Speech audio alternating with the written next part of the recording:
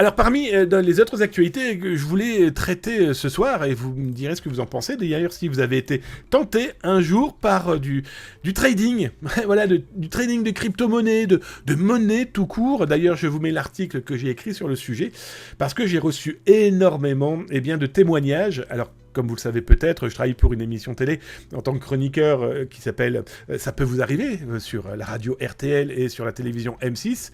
Et je reçois donc beaucoup de personnes physiquement et ils m'écrivent pour me parler de leurs problématiques de fraude, d'escroquerie, etc. Et donc du coup, je voulais vous parler de ce problème d'escroquerie au trading parce que on pourrait penser que les gens vont se calmer sur ce genre de choses. On pourrait se dire que les gens ne vont pas se faire avoir. Bah c'est simple, hein, vous êtes attiré par l'argent facile. On vous promet monts et merveilles, tu me donnes 100 balles, t'en auras 1000 la semaine prochaine. On pourrait se dire, non, plus personne ne va y croire à ça, plus personne ne va tomber dans le piège. Sauf que ces pièges sont tellement bien constitués, visuellement, économiquement, humainement aussi, parce qu'il y a des appels téléphoniques, il y a des visioconférences, il y a plusieurs interlocuteurs en plus qui peuvent vous appeler.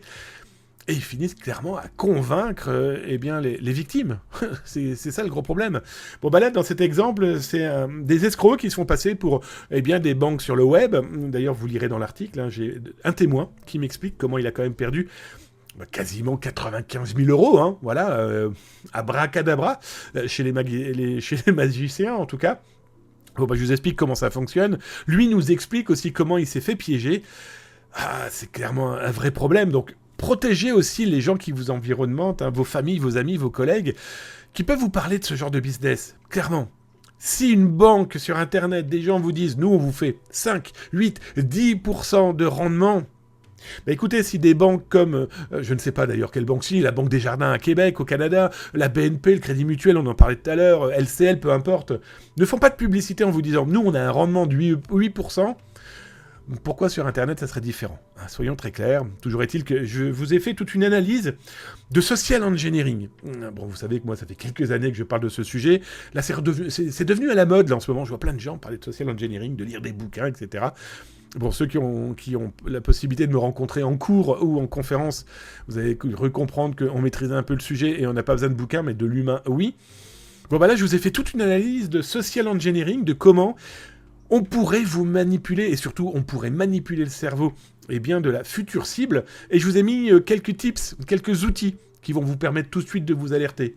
Oh bah oui, si quelqu'un se dit travailler pour une banque française et il vous refile un IBAN qui est basé en Lituanie, par exemple, ou à Dubaï, ça sent pas bon, hein, on est bien d'accord. D'ailleurs, je vous ai mis un outil comme IBAN Number, je vous l'ai mis ici, qui vous permettent, tout simplement, de vérifier l'IBAN qui vous est envoyé.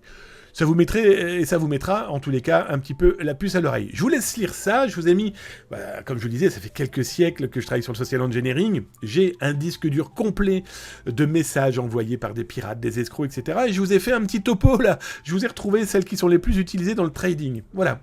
Je vais faire ça au fur et à mesure, de fil en aiguille. Alors, vous l'aurez bien compris, il y a un bouquin qui va sortir bientôt. Mais toujours est-il que je vous ai mis des phrases très concrètement exploitable, et je vous explique un petit peu les leviers psychologiques, les leviers de social engineering, de manipulation de votre cerveau, qui permettent de vous détourner clairement l'argent de vos poches. Bref, prudence. Et vous lirez dans cet article que plusieurs de lecteurs de Zataz, en tout cas des gens qui m'ont découvert, et qui ont envoyé, leurs complaintes, leurs plaintes, et malheureusement, on ne peut plus faire grand-chose pour elles, hein, pour ces personnes. Il y en a 3 qui m'ont envoyé des documents qui sont très intéressants, mais on y reviendra plus tard. Je vais pas tout divulguer tout de suite. Mais ce sont des gens qui vous disent être capables de chasser des pirates, de retrouver des escrocs, etc., etc. Et 3 de ces personnes, à première vue, ont fait appel à ce type de société, des sociétés qui peuvent demander de 4 000 à 5 000 euros à des gens qui ont déjà été tondus, hein, volés, extorqués. On leur demande entre 4 000 et 5 000 balles pour des rapports. Je vais être très honnête avec vous, vous prenez 2-3 outils sur Internet, vous faites petite recherche de base Google, puis vous pondez un rapport, et puis vous le donnez. Voilà, ça vous a coûté 4 000, 4 500, 5 000. Fournissez ce rapport aux autorités.